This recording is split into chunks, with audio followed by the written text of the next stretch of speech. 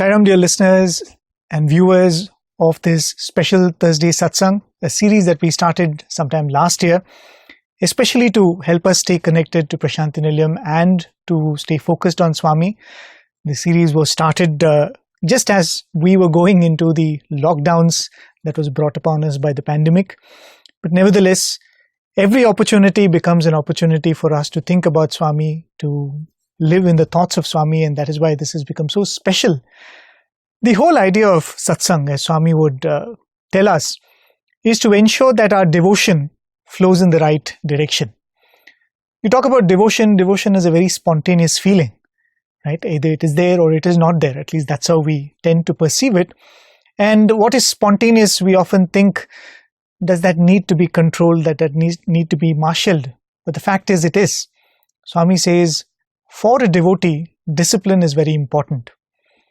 And the easiest way for a devotee to ensure that the expression of devotion is flowing in the right direction is to ensure that the discipline is governed by the likes and dislikes of Swami. And it is so graceful of Swami, so compassionate of Swami, that not only does he give us the message, but he ensures that there are enough examples for us to look up to. I'm reminded of a very beautiful episode that Swami would narrate in his discourses, especially about Mother Subama. Those were the days when Swami had just come back from Uravakunda. Swami had made the declaration.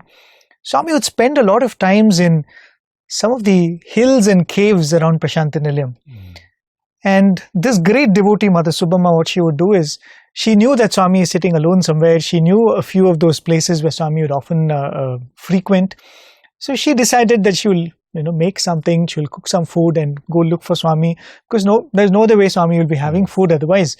So she would, being an elderly lady, trek this whole, hike up the hill, go looking for Swami. And finally, when she would find Swami, she would say, Swami, I brought some tiffin for you, please have. And then Swami will ask her, what have you got? And she says, Swami, I've made some idli for you. And Swami will say, idli, I don't feel like eating idli today. I want upma. So she would say, Swami, I've made upma also. No, I don't want upma, I want to have dosa. She would say, Swami, I know you might want that. I brought that also. So sometimes Swami would even make her go down all the way, make and get. And she would, not be upset about it. She would not show any resentment, and she would lovingly serve Swami. And then Swami would say, Swami said this in a discourse. Swami said, Subama, I'm not doing all this to trouble you. Swami said, there will come a time in the future when I will point out to you and tell my devotees, this is true devotion, right? So in that manner, Swami's life is glorious. There's no doubt about that. But Swami has also allowed us to witness a few devotees around Swami. And talking about Subama, Mother Ishwarama, we've had an extended discussion about her, how she had motherly love towards Swami. But when she started asking this question, what Swami likes, what Swami doesn't like, that Vatsalya Prema became a pure devotee's devotion towards Swami. So many such examples that Swami has given us, and today Bishu and I have come to speak about one wonderful devotee of Swami. Yes, I think the points that you made, Prem. One, our devotion finding a disciplined approach. That's a very beautiful lesson that all of us as devotees have to learn. And secondly, all these devotees, when it comes to Mother Ishwarama, her prema that she had, that Vatsalya Prema, Swami transformed it to Parama Prema. Absolutely. And there are devotees whose Parama Prema Swami transferred it to Vatsalya Prema. That's a good point, right? and those tales are so moving, actually, to say the least. And we cannot but think of Mrs Ratanlal when we talk about this Vatsalya Prema of Bhagawan. Someone who served Swami for more than 40 years, looking after Bhagawan's body, taking care of Bhagawan's kitchen. I mean, that is what generally people know about her, but there is so much more about her life, because when we look at these lives, I feel there is no need for us to delve into the life of a Prahlada or a Meera. Yes, those are great tales, but they are in the Puranas. But there are living examples of scriptures in our lives. Every time an avatar comes, along with him there are these contemporaries, and if we really study the lives of some of these great servitors of Bhagavan, we will get all the lessons that we need for us on the spiritual path. And you look at her life. When Bhagavan met Professor Kasturi for the very first time, when Professor Kasturi is having this first darshan of Bhagavan, and how Professor Kasturi writes in Loving God, it was July 1948, and Swami pats him affectionately as if he has known him for years, and then Swami tells him, no, I know your promotion is got delayed, I will get that done. I know you lost your son, don't worry, you will get a son-in-law, he'll be like a son for you. I know your mother is worried. And Professor Kasturi is like stunned. And he's trying to grapple, who is this phenomenon who seems to know so much about me, and he seems to know so things about which, probably nobody else in the world knows. And then Swami says, you know what, you're going to write my Jivana Charitra. You're going to write very first interaction. Very first interaction. And Professor Kasturi, as he says, I'm stunned, he's stunned to silence because I don't even know this person. And he says, you're the one who is going to write my life story. Don't worry, I will guide you. I will tell you whom to go, what to do. But to me, it was like, these are souls. When Avatar comes, there are souls which come to play a very important part in the mission. And Professor Kasturi was one such. Perhaps that soul had done penance, over lifetimes for that opportunity. And when you think about the life of Mrs. Ratanlal, the same parallel comes to me, because Mother Ishwaramma left her mortal coil in 1972 in the month of May. And if you see the way Mrs. Ratanlal got associated with Bhagavan, it was just a few months before Mother Ishwaramma leaving the earth that Swami had shaped Mrs. Ratanlal to look after his kitchen, to take on that role of being a mother of the physical form. And the way that happened, again, is very interesting. The way Bhagavan created those circumstances, it was actually the time when there was this India-Pakistan war, 1971 December. And 1971 November, the birthday celebrations got over. And then Mr. Ratanlal and Mrs. Ratanlal both were there for the function, and they wanted to go back to Mumbai. And Swami says, Mr. Ratanlal, why do you want to take her back to Mumbai? Do you know she has fever? She needs rest. Let her be with me. I will take her to Vrindavan. And Mr. Ratanlal says, okay, Swami, whatever you want. And then in December, there was an All India conference. Okay. So Swami takes her to Chennai. And after that, they come back to Vrindavan. And it is at this time that the war starts, December. And Mrs. Ratanlal also is very new to Swami. She was not cooking for Swami or anything at that point in time. First time Swami is like, no, you come stay with me. And so she was staying in the Vrindavan ashram along with Mr. Rama Brahmam, Professor Gokak and all that. And they all used to eat with Swami. And so one day she noticed that there is this family which was sending food for Bhagavan for breakfast, lunch. And when the war started, after 4:30 p.m., there was blackouts and all movements restricted. And she saw that there was no dinner for Bhagavan one evening. And, she was very disturbed. There's no dinner. It's not only for others also. It was no dinner for anyone also. But for her, main thing was, Swami has not had anything. And she was feeling very sad, and she thought maybe next day they will make some arrangement, try to send the food before 4:30 or first day maybe they didn't know what to do. And so next day breakfast comes on time, lunch comes on time, but again there is no dinner. And she's thinking, oh my God, there is no dinner for Swami today. And she thought, okay, maybe tomorrow they will make something. And the third day, same thing happens. When it happens the fourth day, now she gets really restless. Like 4 days, Bhagavan had not had his dinner, and the fifth day she musters courage, and the fifth morning she says, she tries to go near Bhagavan, and Swami looks at her and as if, Amy Samacharam, what do you want, or something like that, and she says, Swami, you have not had dinner, Swami, 4 days you have not had dinner. And Swami does not say anything. Swami just looks into her eyes. And she says, Swami, if you don't mind, can I prepare something? I don't know South Indian dishes, Swami, but I know something. If you want, I'll make something. And Swami says, I was waiting for you to ask me this. The Lord waiting. It's like Swami was waiting for Professor Kasturi to come. Here's what Swami is telling. I was waiting for you to ask. Go and make something. And she says, Swami, I don't know South Indian items, idli and vada. And I says, what do you know? She says, Swami, I know puri. You make puri, you make puri. Aloo puri you make.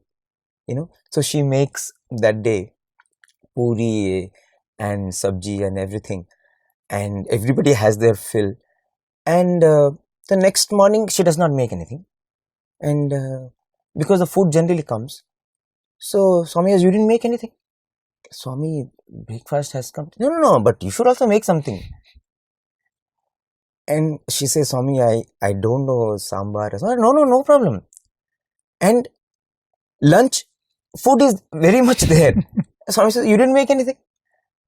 And she says, then Swami himself goes to the kitchen. And she says, see, this is how you should make sambar.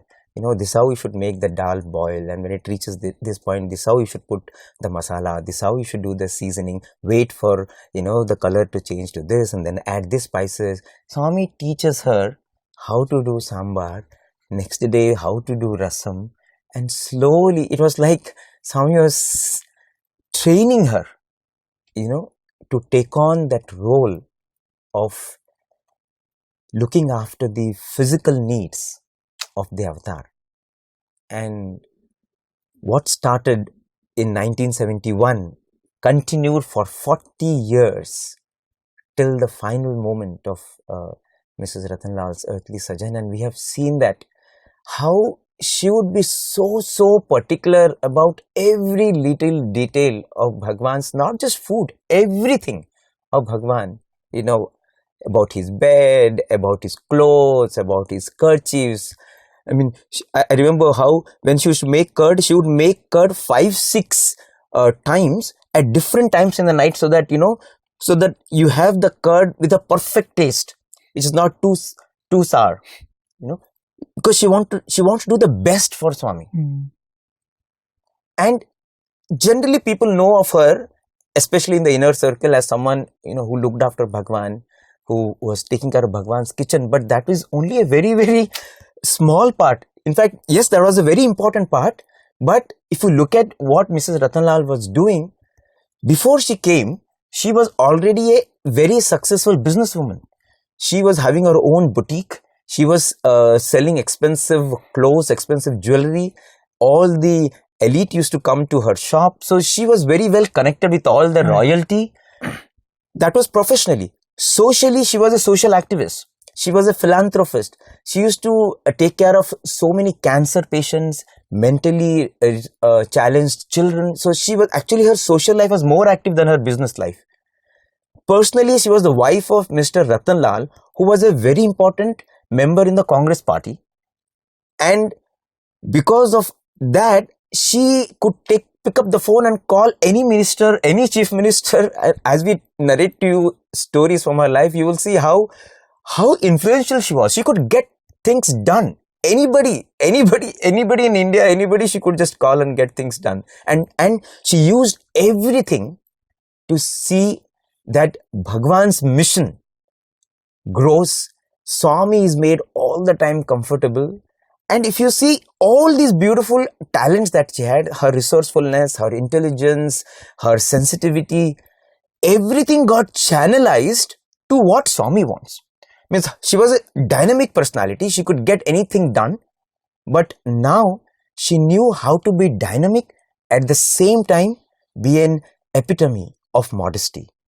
She knew how to be very resourceful, but at the same time be completely behind the scenes.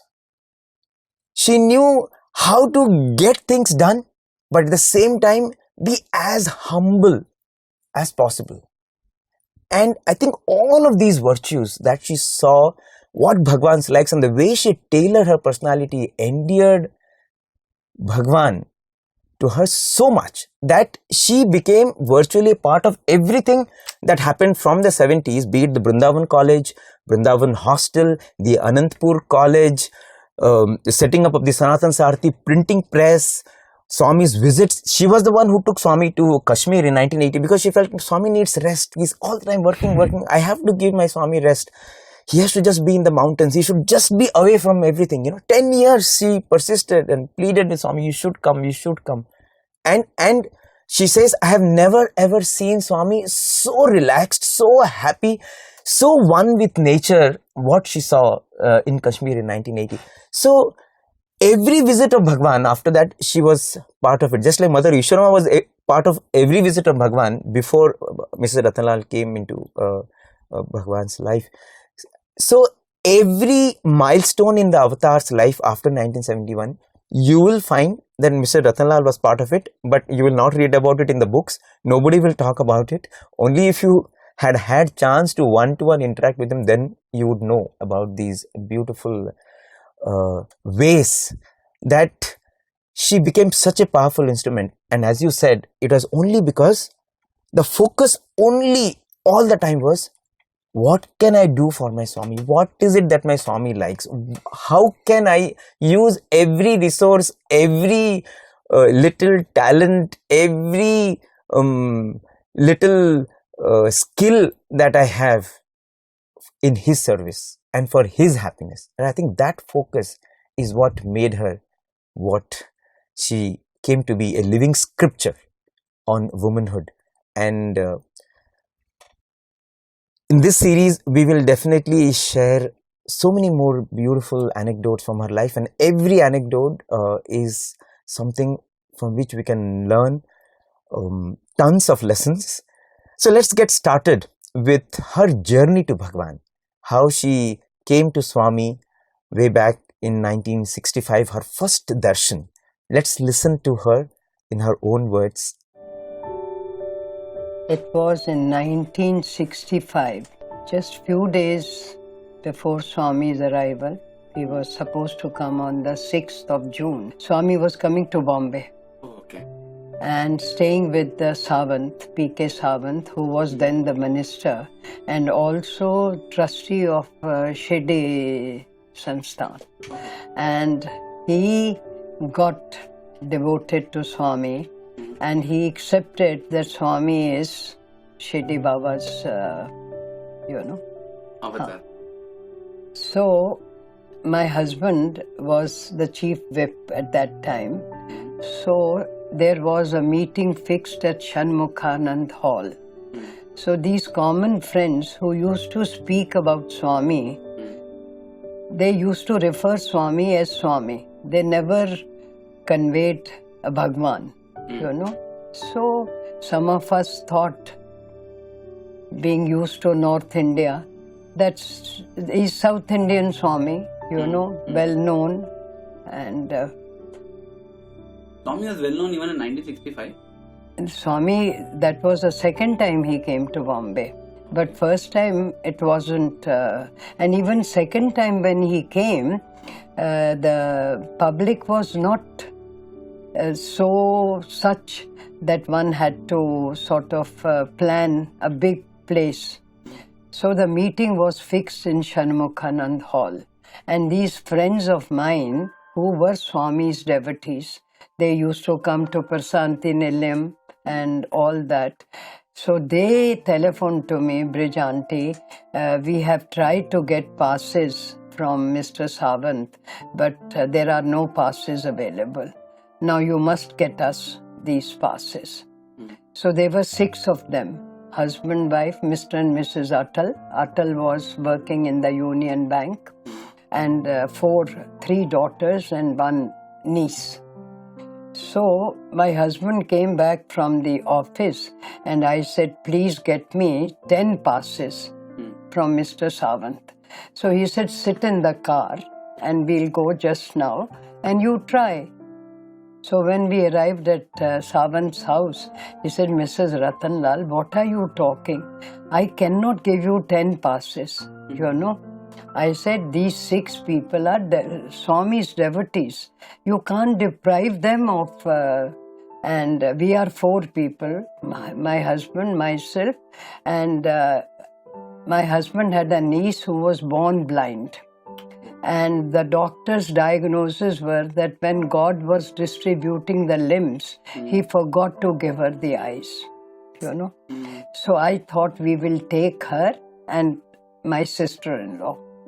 So with half an hour's persuasion, he got so fed up with me, you know, that he gave us 10 passes. So we came home. On the 6th of June, my office was very near P.K. Sawant's place. And while I was going after lunch, I saw a little crowd sitting in Sahyadri lawn, not in Sawant's lawn, you know, because he didn't have a big lawn. So I went to my office. I brought 4 buckets of water with ice, lemon squash, orange squash, and started serving them. In the meantime, the crowd became little more. So this went on till 9 o'clock at night. At 9 o'clock, the police announced that Swami is still in Thana and it'll take him 1 hour. So these police this thing yes, around? yes, absolutely. There was police bandobast. They wouldn't allow us to enter Sawant's house, you know. So Sahyadri used to be the chief minister's residence. So all those staff knew me very well, you know. And some or the other, we opened the doors and we sat on the ground. Ladies one side, men on one side, and we went on. So these friends of mine, I was a very bad patient of ulcers. I hadn't had anything. They said, you come with us. We are just across the road and you have little cold milk and we'll come back. By the time we came back, Swami had already entered the house.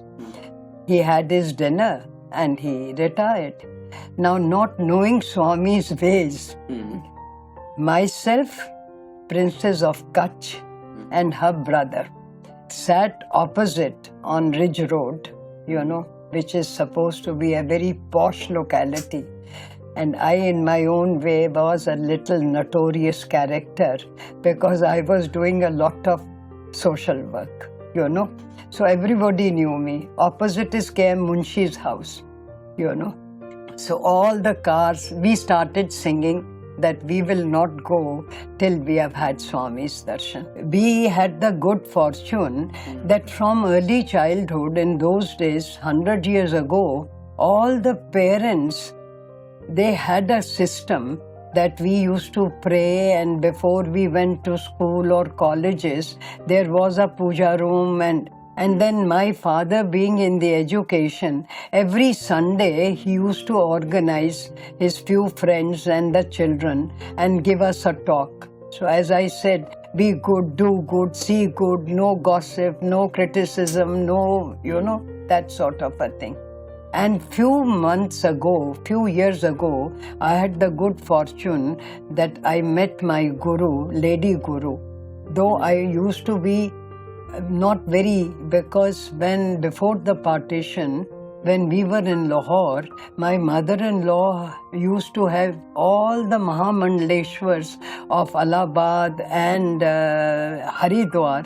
They used to come and stay with us for 6 months, 100 sadhus, and we had a big compound, you know, family house, where in the evening Ramayana is going on, Mahabharata is going on, Gita is going on. So we were all used to, my husband as well as myself.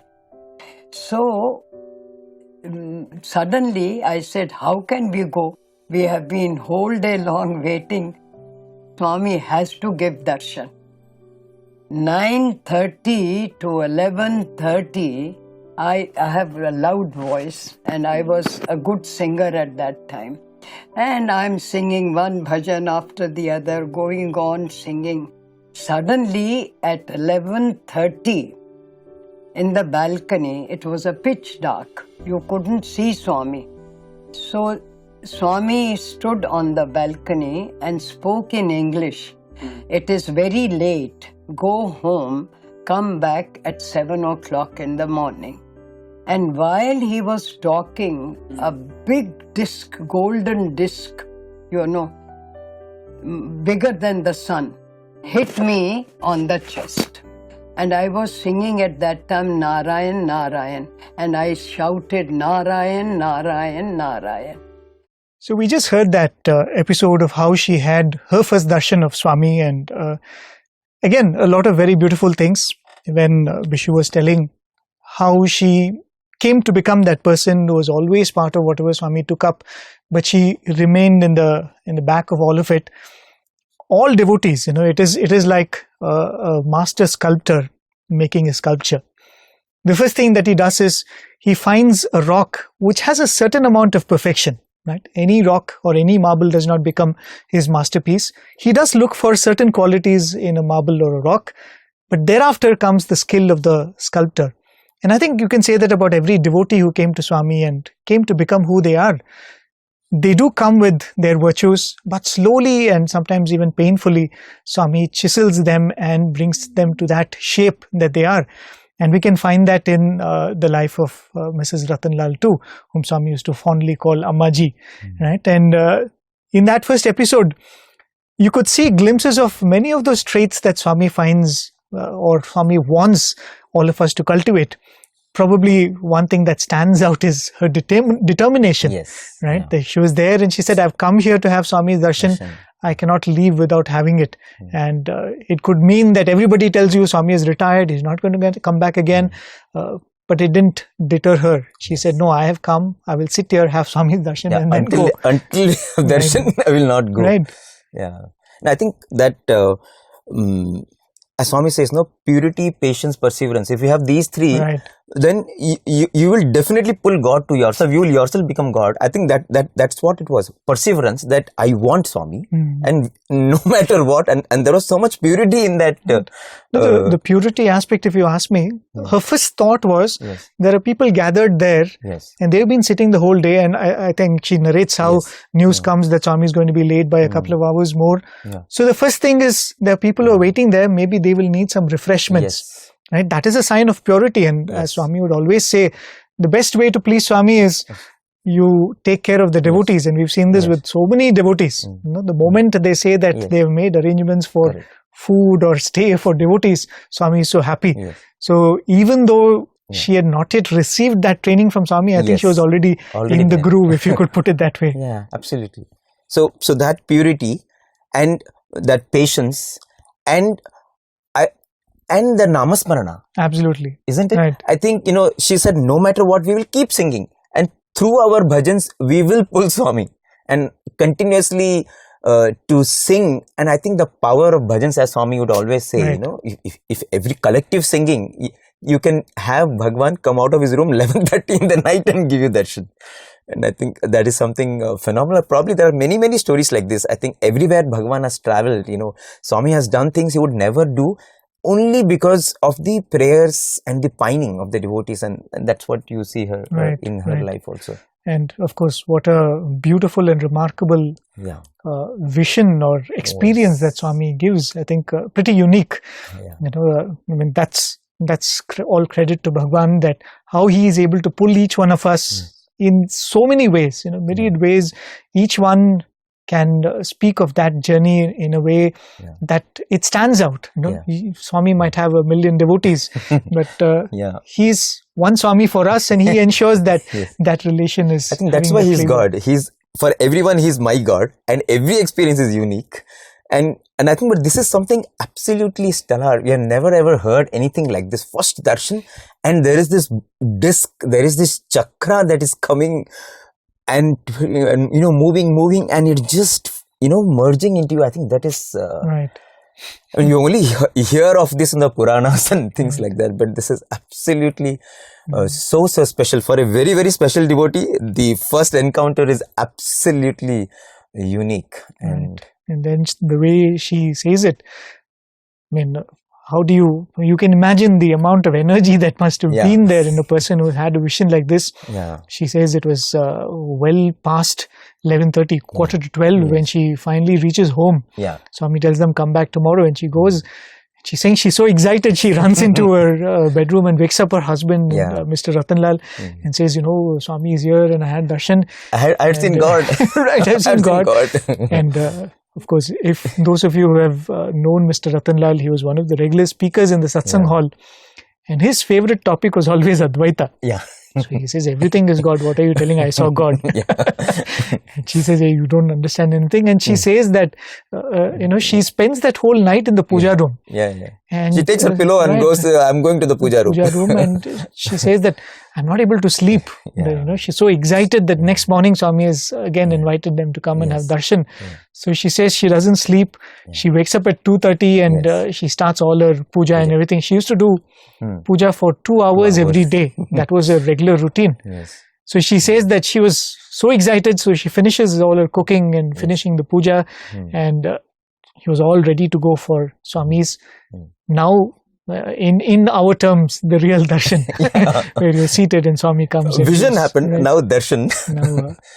And I think definitely, these are such life-defining moments. And everything that we have done till now, I think all the janmas, everything that we have done till now was for this moment. And I think today, when you think about this moment, what you're going to hear now, what happened, but to us it feels like this is the culmination of the merits, the punya of not only her life, but of her parents, her ancestors, because every time we have a moment with Bhagawan, moment with God, a tryst with divinity, it is the culmination of good acts done by generations from our entire forefathers. And I think that moment happened the next morning, and you should hear it in her own words. So I finished my puja. I had asked my driver. So I sat in the car at 6:30 and picked up this child and her mother and arrived at Savan's house. There, all that Congress volunteers were there. They all know me. So they asked us to go and sit in front. So we sat in the front line. So at 7 sharp, Swami came. When I saw Swami, I expected like Mahamandaleshwars of Haridwar, big people, tall, big stomach and well built. When I saw Swami was not even 65, so he was how old? From 40 years old. 40. You can well imagine, for few minutes, I went on looking at Swami. Petite, so young. I said, this is Swami. There was the aura, there was, Swami is trying, there were hardly 400 or 500 people. And they became so restless that, nobody would listen to Swami. 10 minutes passed. And me as usual, social worker and not bothering about anything, not knowing Swami's ways, I jumped onto the platform and there was a mic. Swami was standing near the mic. I pushed the mic to me and started singing, And then I asked everybody to sort of be quiet and follow the bhajan. Swami looked at me up and down. I didn't bother whether it was approved look or disapproved look. I was so sort of concerned with the discipline at that time.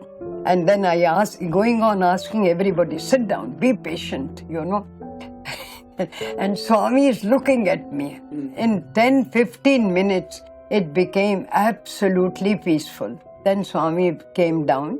I was still singing. He didn't stop me from singing. I was still singing. He went around, gave darshan to everybody and went inside the house. So we thought our darshan is over. We also came down and I went to the car, dropped my niece and I went to my office, I was working. So matter ended. So that was her first darshan of Bhagawan. And as she was narrating, she had thought Bhagawan will be a huge figure because she had seen all these saints from North India who used to come to their house. And as she narrated before, they used stay in their house and they would serve them for 6 months. So she always had that image that it would be a very tall and very healthy, robust sadhu. And when she saw Swami, so small, so adorable. I remember, her narrating this, even during our informal conversations, she always felt like I'll go and hug him. He's so adorable. Oh my God, he's not some saint. He's like my son. She had that kind of a feeling that I should just go and capture him.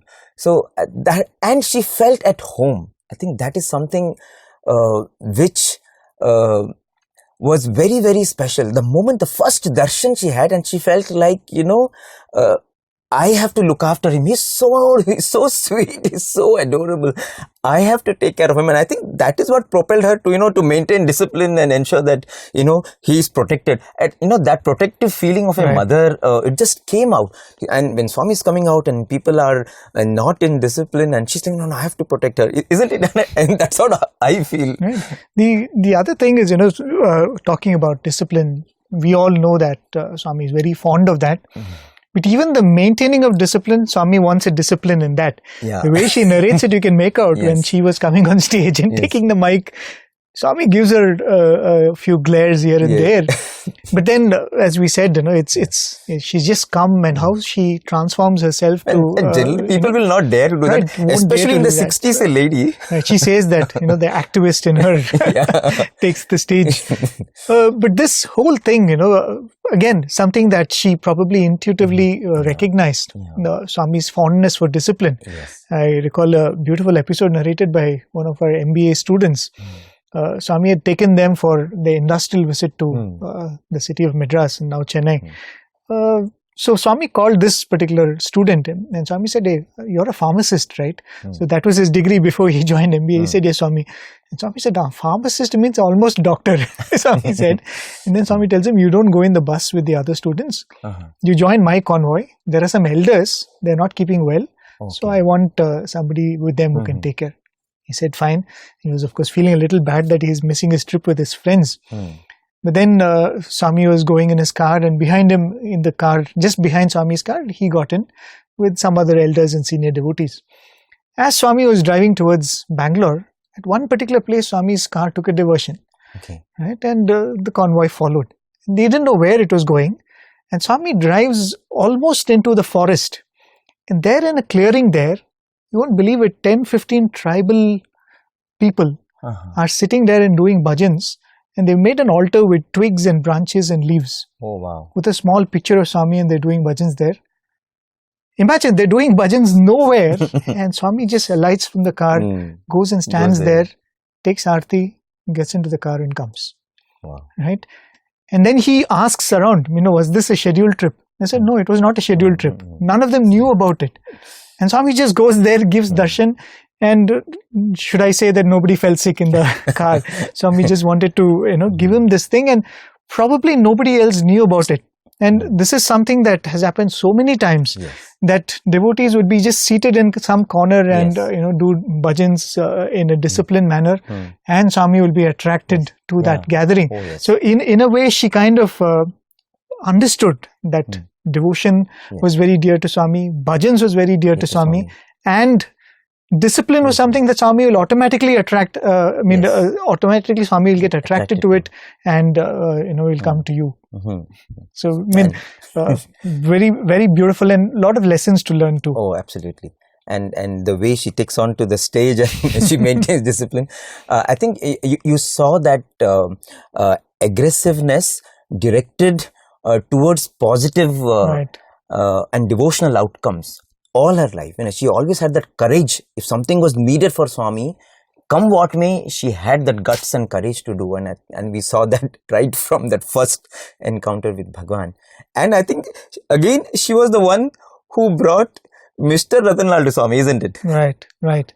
So I think we'll probably listen to that in her own voice, because we said she goes back after that first darshan and he doesn't seem to be too impressed. But he comes to Swami in that next trip, because on the same day, in the evening, she returns. This time she ensures that she brings her husband along. And of course, we'll listen to it in her own voice and we'll see how that turned out. in the evening again there is darshan. And second day was the meeting at Shanmukhanand Hall. So I tell my husband that you have to come. He said, listen, I'm not coming. So generally, at times we could not use any strong words. We are from the old tradition. So, and especially North India, my God, a woman had, nothing, she could not assert. But for a change, my mother-in-law was sitting there and I asserted. I said, if you don't come today with me, you can get up and come back. You have always done it, so many places. Why can't you, for my sake, why can't you do that, And he said, no, I'm not coming, because he was a very strong personality. So he was more intellectual. I was more devotion, So ultimately, we went. So I said, don't sit in the front line. Because of the chief whip, he had that privilege. I said, don't sit in the front line, sit in the fourth line. Because if you want to get up, you can quietly get up. Now there are 2 aisles in Shanmukhanand Hall. Swami was going to enter from there. He would have gone from that aisle. Look at the lords, it is all preordained. Nothing is honestly in your power.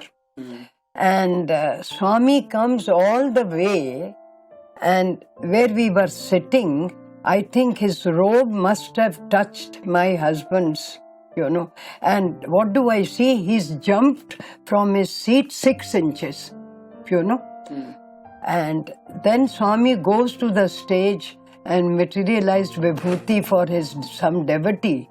And what do I see? He was not like that. Tears are running down his eyes. So, finished.